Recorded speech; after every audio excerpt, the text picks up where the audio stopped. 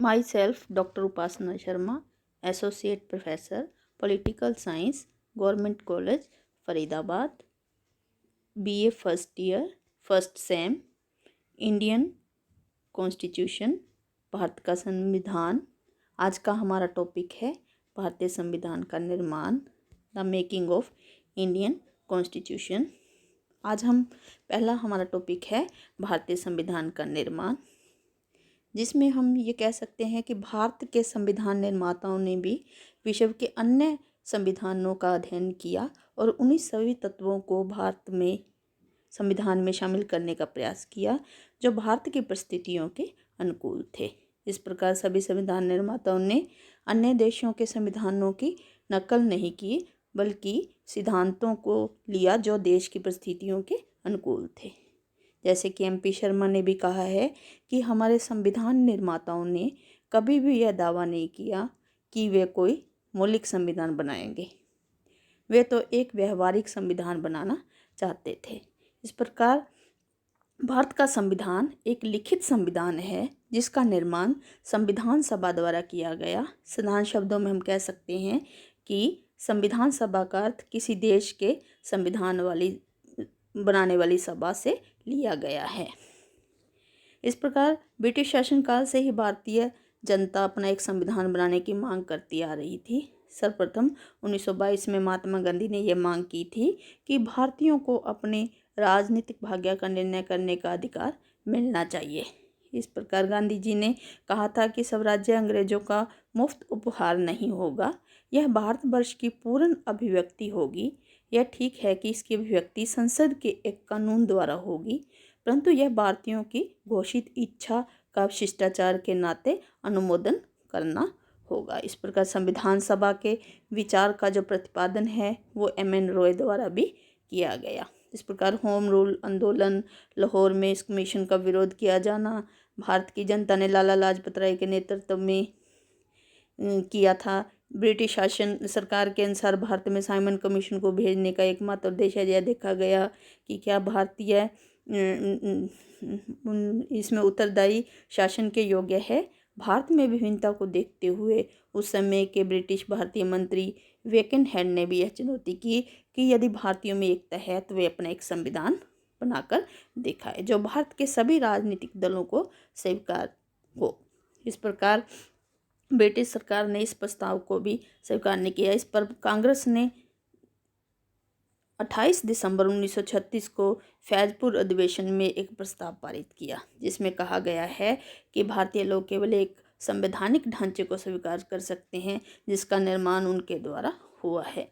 इस प्रकार उन प्रांतीय विधानसभाओं ने भी, जिसमें कांग्रेस का बहुमत था, इस प्रस्ताव का समर्थन किया। 1938 में और 1940 में जवाहरलाल नेहरू ने घोषणा की कि भारतीय वास्तविक लोकतंत्रीय स्वतंत्रता के लिए हमारे पास संविधान सभा के अतिरिक्त कोई और मांग नहीं थी। संविधान सभा की मांग राष्ट्रीय स्वतंत्रता की मांग थी। इस प्रकार सुभाष कश्यप का कहना है कि भारत का संविधान उस भारतीय क्रांति की उद्भावना है जिसका उद्देश्य था राष्ट्र की विदेशी शासन से मुक्ति तथा आत्मनिर्णय और आत्म विकास के नवयुग का विकास होना। ऐसी ब्रिटिश सरकार द्वारा संविधान सभा की मांग की स्वीकृति की गई। प्रधानमंत्री चर्चिल ने कांग्रेस की मांग की और कोई ध्यान नहीं दिया, परंतु युद्ध की बिगड़ती स्थिति को देखते हुए भारत का समर्थन करना उनके लिए अनिवार्य हो गया था। इस प्रकार ब्रिटिश प्रधानमंत्री ने भारत के वायसराय लॉर्ड लिनलिथगो को भारतीय नेताओं के से बातचीत करने के निर्देश दिए। वायसराय ने भारतीय नेताओं से 8 अगस्त 1940 को एक बातचीत करने की एक घोषणा की। फिर अगस्त पेशकश के माध्यम से, इस प्रकार क्रिप्स के सुझाव के माध्यम से, जैसे कि दीर्घकालीन प्रस्ताव या वर्तमान प्रस्ताव, इनमें ये कहा गया कि युद्ध के पश्चात संविधान सभा का गठन किया जाएगा जो भारत के लिए संविधान बनाएगी। इन इत्यादि बातों के आधार पर क्रिप्स सुझावों को किसी भी राजनीतिक दल ने लेकिन स्वीकार नहीं किया। भारत के विरोध के कारण 11 अप्रैल 1942 को सरकार ने स्वयं इन प्रस्तावों को वापस ले लिया। फिर 1945 में दूसरे विश्व युद्ध मित्र राष्ट्रों के पक्ष में समाप्त हो गया। युद्ध के कारण इंग्लैंड में चुनाव नहीं हो रहे थे। युद्ध के बाद इंग्लैंड में चुनाव हुए जिसमें कि मजदूर दल को सफलता मिली और लॉर्ड चर्चिल के स्थान पर इटली प्रधानमंत्री बने। वे भारतीयों के प्रति सहानुभूति रखते थे। उन्होंने ये घोषणा की कि 1948 तक भारत को स्वतंत्रता प्रदान की जाएगी। इसके साथ ही भारत की समस्या का समाधान करने के लिए मंत्रिमंडल मिशन भी भारत में भेजने की घोषणा की। 24 मार्च 1946 को यह मिशन भारत में आया और इस प्रकार संविधान सभा की रचना के बारे में हम कह सकते हैं कि कैबिनेट मिशन के अंतर्गत संविधान सभा की सदस्य संख्या 389 निश्चित की गई। 389 सदस्यों में से 292 सदस्य प्रांतों, 93 सदस्य देशी रसायतों में से व 4 सदस्य चीफ कमिश्नर प्रांतों के लिए जाएंगे। ब्रिटिश प्रांतों के प्रत्येक प्रांत को सामान्यतः 10 लाख लोगों के पीछे एक स्थान दिया जाएगा। इस प्रकार संविधान सभा के सदस्यों के चुनाव के लिए 3 वर्ग बनाए गए। सामान्य वर्ग, जिसमें कि मुसलमानों और सिखों को छोड़कर शेष समस्त लोग शामिल किए गए। नंबर 2 मुस्लिम वर्ग। इस वर्ग में अपने प्रतिनिधि चुनने का अधिकार केवल मुस्लिम मतदाताओं को ही दिया गया। इस वर्ग में 78 स्थान रखे गए। सिख वर्ग। इस वर्ग में अपने प्रतिनिधि चुनने का अधिकार केवल सिखों के द्वारा किया गया। इस वर्ग में 4 स्थान रखे गए। भारत के प्रतिनिधियों के लिए जो चुनाव विधि थी उसमें भारत के प्रांतों के प्रतिनिधियों के चुनाव के लिए व्यवस्था की गई कि उसका चुनाव है जो वो प्रांतीय विधानसभाओं के सदस्यों के द्वारा सांप्रदायिक आधार पर होगा। ब्रिटिश सरकार ने वयस्क मताधिकार व प्रत्यक्ष चुनाव प्रणाली के सिद्धांत को स्वीकार नहीं किया और संविधान सभा के सदस्यों के चुनाव के संदर्भ में यह व्यवस्था की गई कि सदस्यों का चुनाव है वो अनुपातिक प्रतिनिधित्व प्रणाली के आधार पर एकल परिवर्तित चुनाव प्रणाली के आधार पर ही होगा। फिर भारतीय रियासतों के प्रतिनिधियों के लिए चुनाव विधि की गई, जिसमें कि यह व्यवस्था की गई कि इनके प्रतिनिधि भी जनसंख्या के आधार पर ही चुने जाएंगे। संविधान सभा का निर्माण, जिसमें कि मंत्रिमंडल योजना को कांग्रेस समेत सभी प्रमुख राजनीतिक दलों तथा नेताओं ने स्वीकार किया। योजना की स्वीकृति प्राप्त होने पर भारतीय संविधान सभा के गठन की प्रक्रिया आरंभ हो गई। 1946 में संविधान सभा के लिए चुनाव हुए। इन चुनावों में कांग्रेस को बहुत अधिक सफलता मिली। 296 सदस्यों में से 208 मुस्लिम लीग को, 73 सिखों को, 4 अन्य संगठन तथा निर्दलीय सदस्यों को 11 स्थान प्राप्त हुए। 3 जून 1947 को योजना के अंतर्गत पाकिस्तान के लिए एक पृथक संविधान सभा का निर्माण किया गया। देश के विभाजन हो जाने के कारण संविधान सभा के सदस्यों की स्थिति में परिवर्तन आना स्वाभाविक था।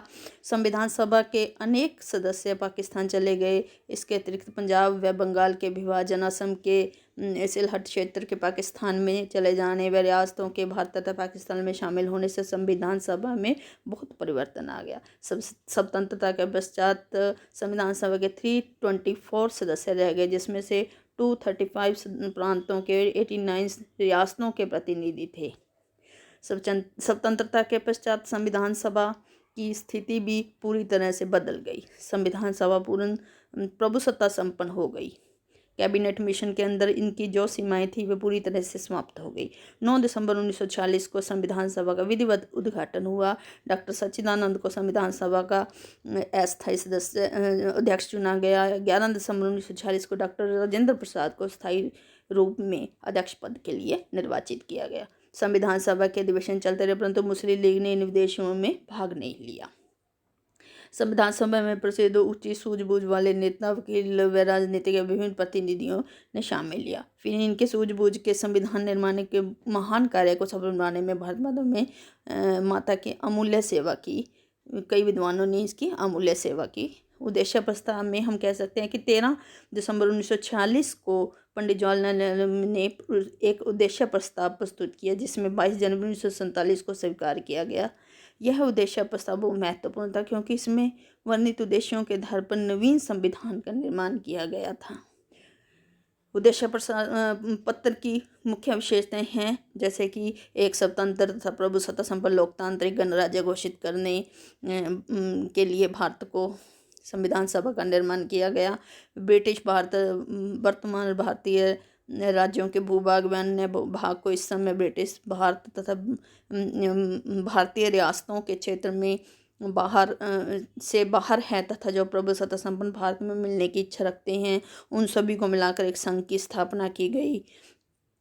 इस प्रकार संविधान के कानून के अनुसार स्वायत्त क्षेत्रों के रूप में जाना जाने लगा वे शासन व सरकार के उन सभी शक्तियों का प्रयोग करेंगे जो संघीय सरकार के लिए आरक्षित नहीं की गई। सरकार की सभी शक्तियों तथा अधिकारों का स्रोत जनता होगी। इस प्रकार अनेक प्रकार के उद्देश्यों को देखते हुए अल्पसंख्यकों, पिछड़ी जातियों व दबे कुचले तथा अन्य पिछड़ों के लिए प्राप्त सुरक्षा की मांग की गई। भारतीय गणराज्य की अखंडता कायम रखी जाएगी। इस प्रकार के अनेक उद्देश्यों का बहुत महत्व है। इन उद्देश्यों के प्रस्ताव में श्री के.एम. मुंशी का कहना भी था कि यह प्रस्ताव हमारे गणतंत्र की जन्मपत्री थी। इस प्रकार संविधान सभा की संघीय शक्ति समिति, प्रांतीय संविधान समिति के आधार पर संघीय संविधान समिति, संघीय राज्यों के मध्य वित्तीय संबंधी की समितियां बनाई गई, जिसमें कि संविधान सभा की प्रारूप समिति है जो उसमें 14 अगस्त 1947 को संविधान सभा का 5वां अधिवेशन हुआ जो 30 अगस्त 1947 तक चलता रहा और 29 अगस्त 1947 संविधान सभा ने निम्न 7 सदस्यों के प्रारूप समिति में नियुक्त किया, जैसे डॉक्टर बी.आर. अम्बेडकर, स्वामी Iyer, N. Gopal Swami Iyengar, KM. Munshi, Syed Mohammad Sadulla, B R. मित्तर, डी.पी. खेतान। इस प्रकार संविधान सभा के द्वारा स्वतंत्र भारत के लिए संविधान को अपनाया गया। 27 फरवरी 1948 को मसौदा समिति के अध्यक्ष डॉक्टर राजेंद्र प्रसाद द्वारा संविधान सभा के समक्ष संविधान प्रस्तुत किया गया, जिसमें 315 अनुच्छेद व 8 अनुसूचियाँ थी। मसौदा संविधान के विषय में जनता, प्रांतीय विधानमंडलों तथा अन्य संस्थाओं को अपने विचार प्रस्तुत करने के समय प्रदान किया गया। संविधान सभा का अगला अधिवेशन 4 नवंबर 1948 को आरंभ हुआ। मसौदा संविधान का विस्तार से चर्चा हुई जो 9 नवंबर 1948 तक चली। 14 नवंबर 1948 से लेकर 17 अक्टूबर 1949 तक मसौदा संविधान की एक एक धारा पर विस्तार से चर्चा हुई। 14 नवंबर 1948 संविधान सभा का एक अधिवेशन आरंभ हुआ जो 26 नवंबर 1949 तक चला।